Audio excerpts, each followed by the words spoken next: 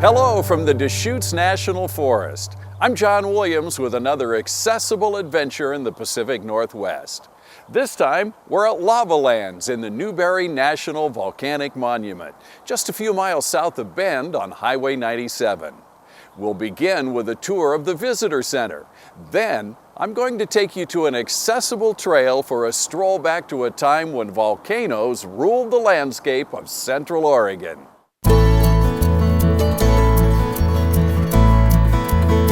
Just look for the Lava Lands sign and take the easy access off the freeway. You'll find this facility very accessible, from the visitor drop-off area, convenient parking, paved trails, and a large accessible restroom. Come on, let's head inside the Visitor Center. The Visitor Center will prepare you for an adventure that spans thousands of years, when mountains were being created and lava was flowing. The monument and caldera were named in honor of Dr. John Newberry, a well-known scientist that surveyed this area in the latter part of the 19th century. Several sites in the area are named after Chief Paulina, a well-known leader of a northern Paiute group that lived in the Central Oregon area. Learn about the history, the geology, and much more with displays and hands-on exhibits. U.S. Forest Service rangers are on hand to familiarize us to the monument with this 3D topographic map and answer questions before heading out for a close-up view of the power of Mother Nature. I'm anxious to get outside and take a hike on the lava flow. First though, a little education with a U.S. Forest Service interpretive talk. This is the Trail of the Molten Land, a very accessible paved trail through the lava flow, and 1/3 of the little over a mile-long trail is completely accessible. There are plenty of interpretive signs that include interesting information about your trip through time. The area we're hiking through hasn't changed for thousands of years. The Forest Service works hard to keep it that way for years to come.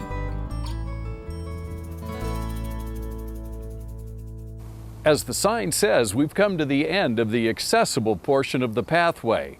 Now the trail does continue, and it's paved, but it's steep and bumpy. I wouldn't recommend it in a wheelchair.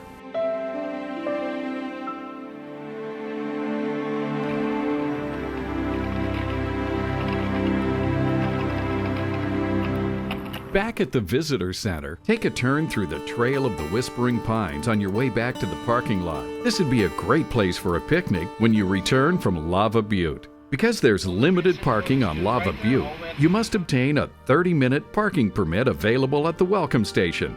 We've arrived at the top of Lava Butte. The butte erupted several times, beginning about 7,000 years ago, sending gas-charged material high into the air and causing hot lava to flow for miles above and below the ground. Several accessible interpretive panels near the parking area will help explain the surrounding features. The entrance to the fire lookout above is paved all the way to the top. I found it way too steep to negotiate in my wheelchair. From here, it's easy to see how Lava Butte and Newberry Volcano shaped this part of the high desert. The Lava Lands Visitor Center is open May through September, then open on weekends through mid-October. For more detailed information, you can call their information hotline or search for volcanic vistas on the Deschutes National Forest website.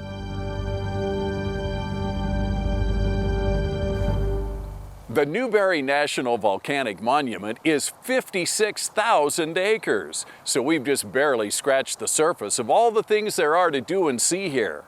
The friendly folks of the U.S. Forest Service and their nonprofit partners Discover Your Forest can help you decide what to see next.